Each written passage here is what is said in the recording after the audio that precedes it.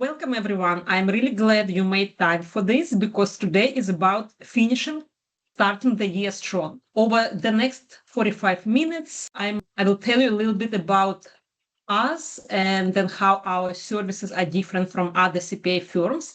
Then I will explain what tax planning actually is and how it differs from traditional services that 99% of CPAs are actually offering.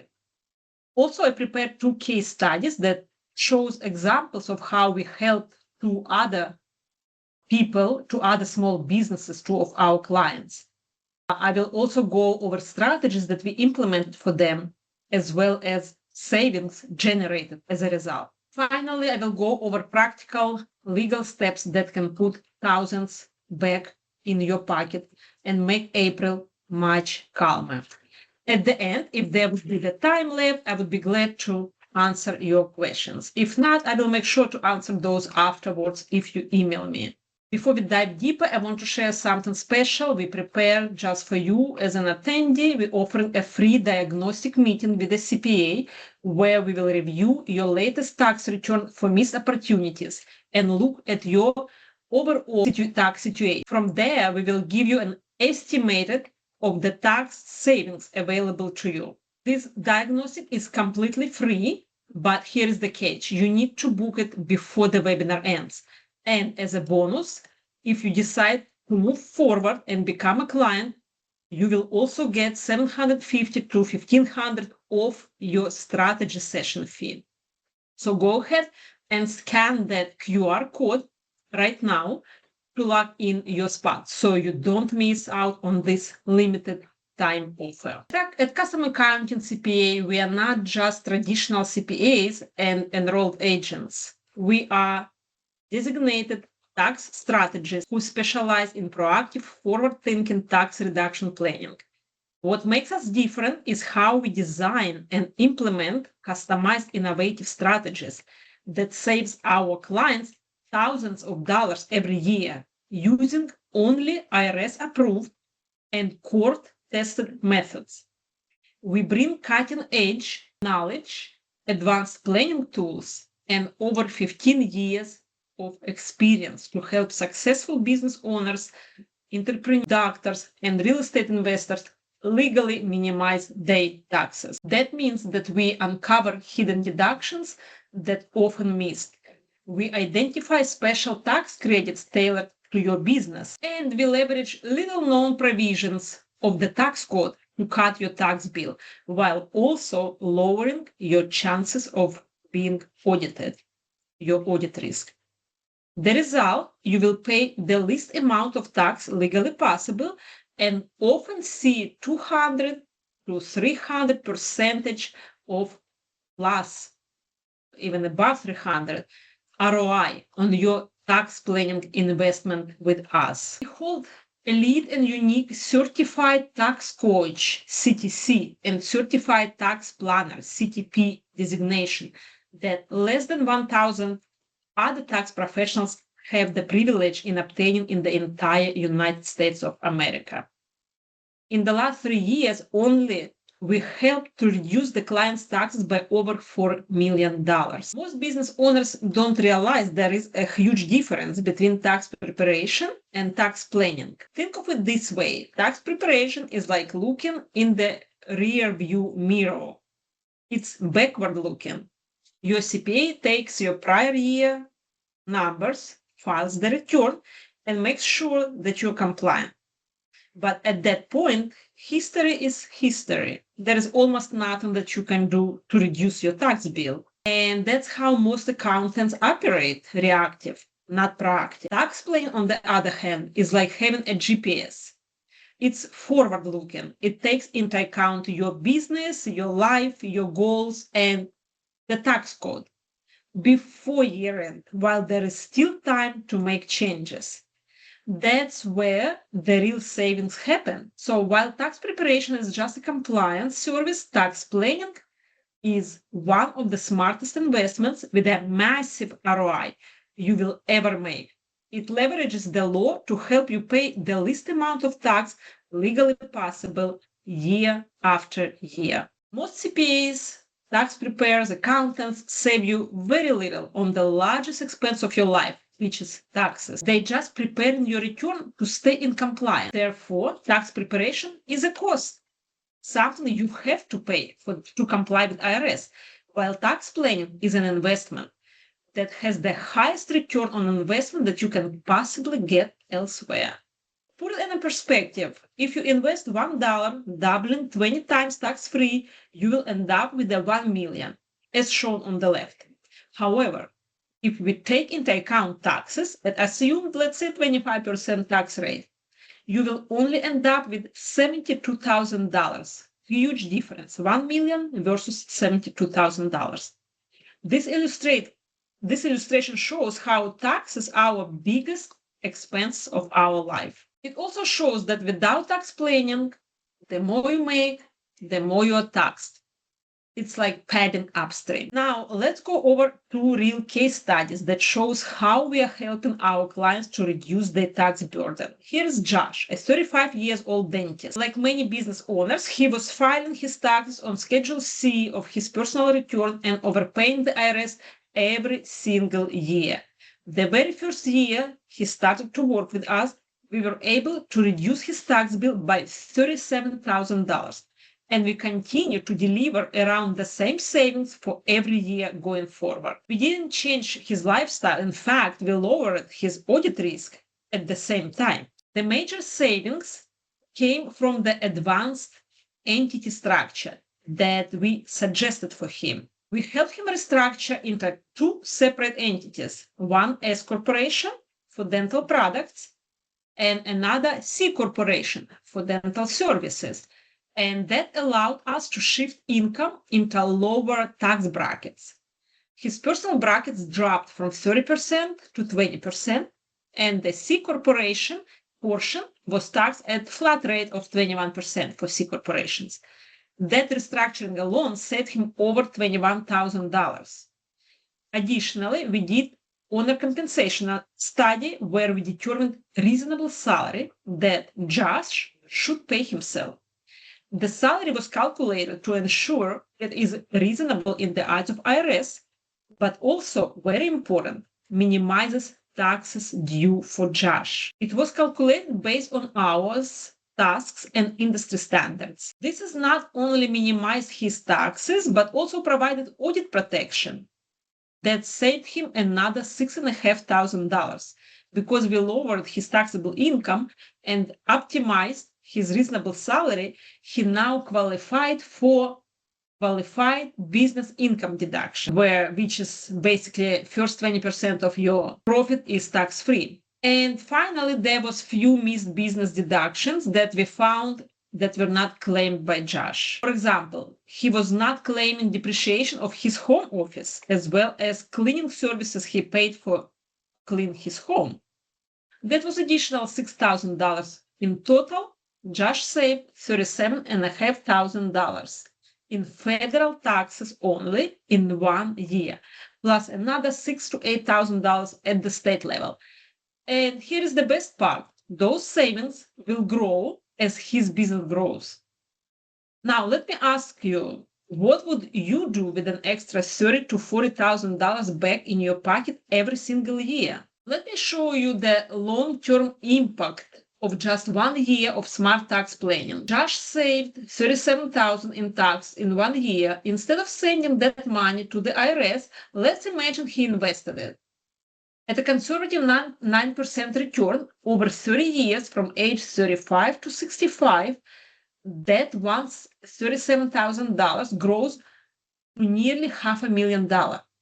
And here is the kicker. He only had to do it once. Just by keeping money, he was already losing to taxes. Now imagine if you found an extra $30,000 to $40,000 not just once, but every year. That's not just saving on taxes, that's building a long-term wealth. And that's the power of tax planning. Now let's take it a step further. If Josh didn't just invest 1 year of savings, but instead invested every year for the next 30 years, his tax savings alone would grow to almost $5.5 million by age 65. This is too extreme. So on one hand, investing just once, gave him nearly $500,000. On the other, investing every single year built a multi-million-dollar retirement fund. But the truth is, you don't have to be either extreme. Even if you invested just 30 to 50% of your tax savings every year, you would still be setting yourself up for a secure and comfortable retirement. And that's the power of turning tax planning into wealth building. Now, let me tell you about George, who is a software developer and 42 years old. So he came to us while still having his accountant to file his taxes. He told me he loved his accountant, had been with him for 10 years. First year, we simply did a comprehensive tax plan for him, but he stayed with his accountant to file his taxes. And that mistake was costly. George ended up overpaying $31,000 in just 1 year. Multiply that by a decade, and it's over $314,000 lost to IRS. Here is why. His accountant was simply filing returns, looking backward, without applying proactive strategies.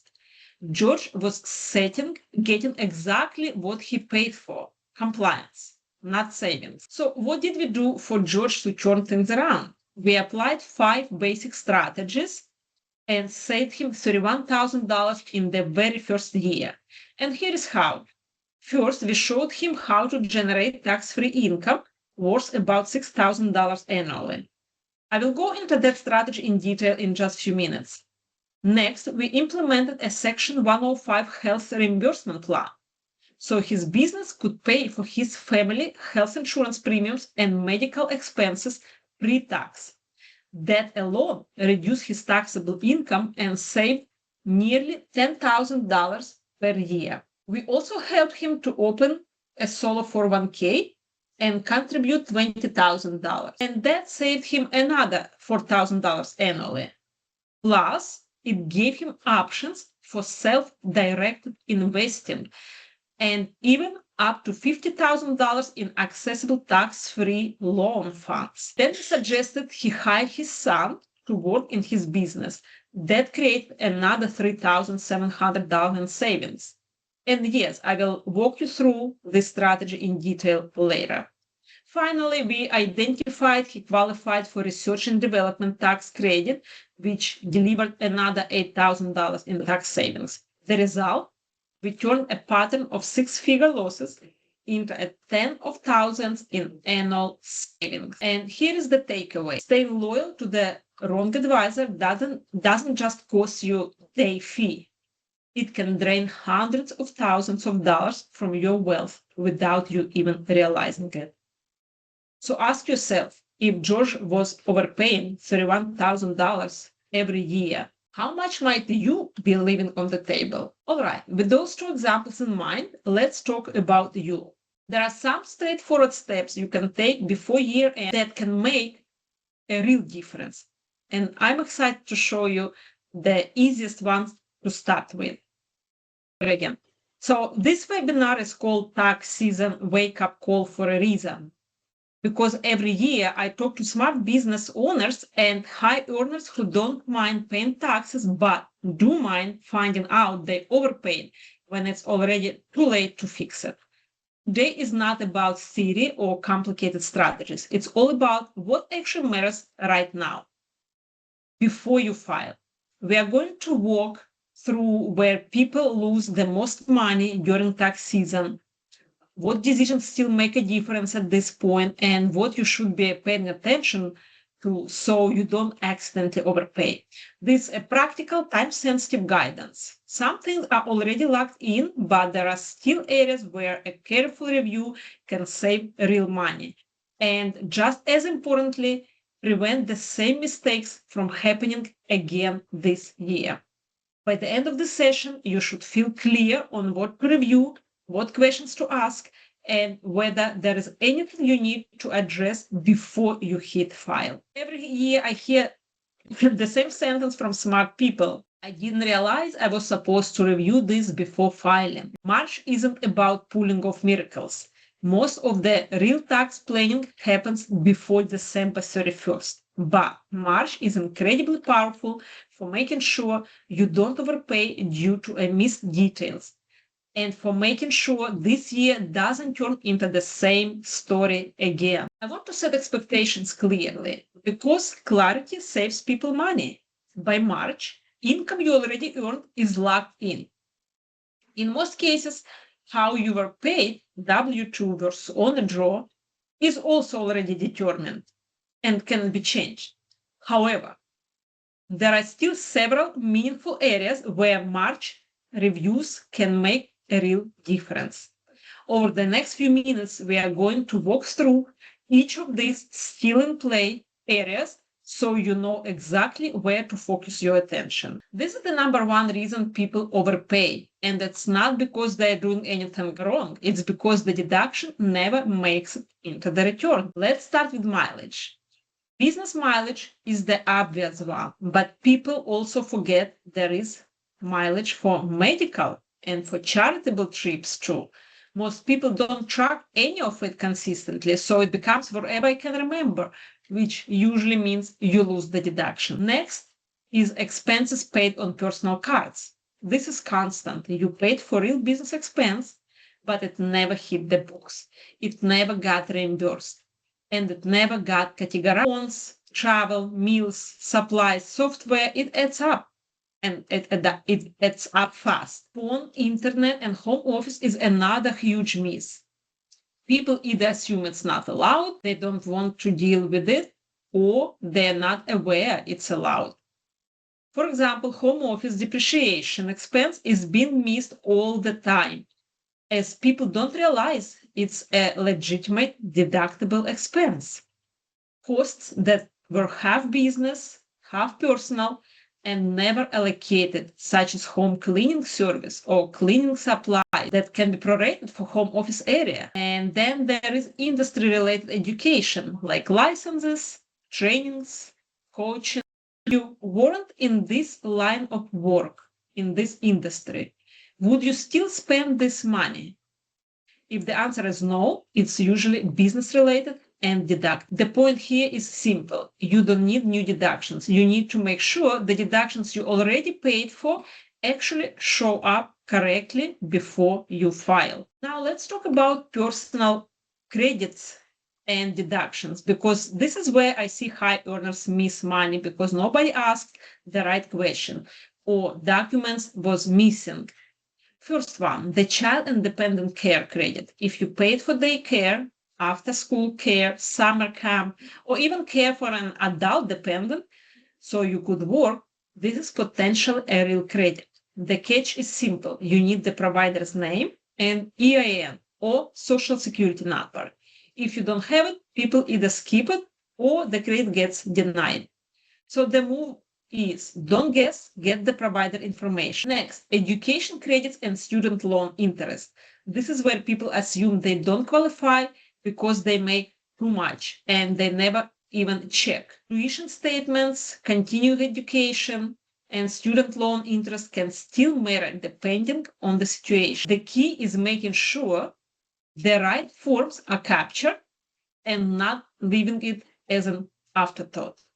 Third one, HSA, Health Savings Account, contributions and distribution. This is a tax gold mine when they done correctly, and a mess when they're not. The most common issues I see, people forget what they personally contribute. They don't realize employee contributions count towards the limit, or they took distribution and don't have receipts to match them. The money can be tax-free, but only if the paperwork supports it. Next, energy efficiency and EV credits. If you replaced the windows, installed a heat pump, upgraded HVAC and insulations, added solar, or bought an electric vehicle, credits may be on the table. But these are documentation heavy. You want receipts, the product details, and in the case of EVs, the dealer paperwork. If you wait until the last minute and cannot find it, you lose the benefit. The takeaway from this slide is simple. These aren't rare strategies. These are common credits and deductions that get missed when people file fast instead of filing intentionally. This slide is one of the few places where I can honestly say, even in March, you may still be able to make a move that reduces last year's tax bill. Retirement contributions are powerful because they are not a deduction you hope you qualify for. They are a decision. You are choosing where your money goes, to the IRS or in the account that you control. Now, the details matter here, so let me make this practical. SEP IRA and solo 401k contributions are common for business owners, but the rules are not identical, and the biggest mistake people make is assuming they are interchangeable, but they are not. Here is the big point. Account timing matters. Some plans require that the plan was established by December 31st to make certain contributions for that year. So if the account wasn't set up in time, that can limit what's available. If it was open on December 31st, you can contribute anytime before filing the return up to extended filing deadline. This is the part most people don't realize. Extension deadline can create opportunity. If you're short on cash now, you can file extension and do a retirement contribution later in a year before filing the tax return, including certain profit sharing or employer type contributions, as long as it's handled correctly and you are filing on extension, even if retirement account was not opened by December 31st. This is why this conversation is worth having before you file. Because if you file too early and you miss the retirement opportunity, you cannot go back and unfile. So if you're a business owner, and you had a strong year, retirement is one of the first things we'll look at in March if all other tax planning opportunities were missed. Because it's one of the only strategies where you can still legally decide, even now, to reduce taxes in a meaningful way for the year that has passed. This slide is for business owners, and honestly, this is one of those topics where people either save real money or get blindsided because no one explained it to them. Here is the situation. You took money out of the business as an owner draw. Totally normal. Happens all the time. The surprise comes later during tax prep when we realize, wait, part of these draws might be taxable. For S corporation, the big trigger is when draws or distributions exceed shareholder basis. When that happens, what you thought was a tax-free distribution can turn into taxable income. And it's usually the worst kind of taxable income, the kind you didn't plan for. For a C corporation, the issue is different. When money comes out as dividends, it can get taxed again at the shareholder level. And for high net worth owners, that dividend rate is often not friendly. So you end up with a why am I getting hit twice feeling. Now, here is the key point. In certain situations, draws can potentially be reclassified as a loan instead of taxable income. When we treat it as a loan, the focus shifts to whether there is a real expectation of repayment. In plain English, it has to look and act like a loan, not a distribution pretending to be a loan. If the amount is under $10,000, this is often simpler. You can usually document it cleanly, track repayment, and repay it in the following year without turning it into a whole production. If the amount is over $10,000, it becomes more formal. You need documentation, a promissory note, a repayment schedule, and typically interest, and you keep it on file. It's still possible in the right situation, but you do it correctly or you don't do it at all. And I want to be very clear, this is not something you try. This is something you review with intent. But the main reason I'm including it today is simple. Most business owners don't even know to ask the question. And if you don't ask before you file, you can lose the chance to structure it properly. Up to now, we have mostly been talking about last year, what can still be cleaned up before you file. But honestly, this slide is where the real money gets saved, because this is how you stop the same tax problem from repeating all year long. First, estimated tax recalibration. A lot of successful business owners are either doing one of two things. They're overpaying because they're scared of penalties, or they're underpaying because they're guessing and then they get hit with penalties and a big surprise later. A March recalibration is simply saying, based on what actually happened last year and what's happening right now, are our estimates realistic? Cash flow planning. Most people don't hate taxes because of the amount. They hate taxes because the timing feels like an ambush. If you plan it correctly, taxes become a predictable line item, not a panic event. And third, avoid penalties and overpayments. The goal is not to send the IRS extra money all year and hope you get it back. And the goal is not to underpay and pay penalties for no reason. The goal is simple. Pay what you actually owe on purpose with a plan and keep the rest working for you. This is the part that hits a lot of successful business owners because it's not obvious when it's happening. You just quietly start paying more tax than you need to. Growth changes the math. What worked when you were making $50,000 or $80,000 often becomes inefficient when you're making $200,000 or $300,000 or $500,000. And no one sends you a warning letter that says, hey, your setup is now costing you money. First is the entity structure review. A lot of people picked their entity structure years ago to do this, or it made sense at that time. And then they never revisit it. The problem is the tax code doesn't care that you used to it. If your income changed, your structure should be re-evaluated. Second is pay method review. Basically, how money is getting from the business to you. I'm not talking about fancy tricks. I'm talking about the basics. Are you taking income in a way that creates unnecessary tax? Are you setting yourself up for surprises? Are you doing what's simplest or what's smartest? And third is the self-employment and payroll tax impact. This is where people leak money without realizing it because it's not just income tax.